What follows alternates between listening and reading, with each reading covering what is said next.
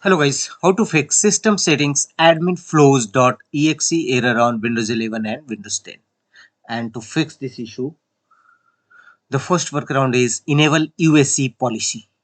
To enable USC policy, go to run command box by pressing Win plus R shortcut key and here type secpol.msc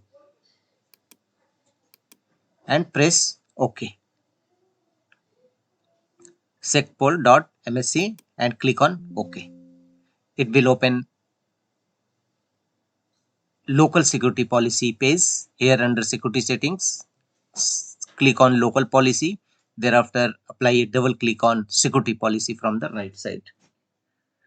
Here, look for user account control admin approval mode for the built-in administrator account.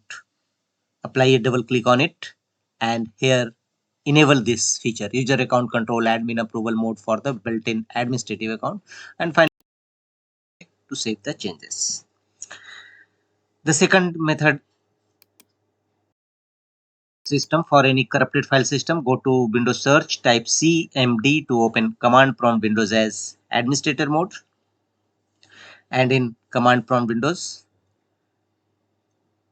execute the command sfc scan now.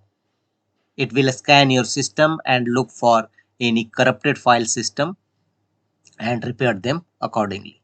sfc space slash scan now and press enter. Beginning system scan. This process will take some time, so wait for some times, and after that don't forget to restart your system. Your problem will definitely be resolved. That's all.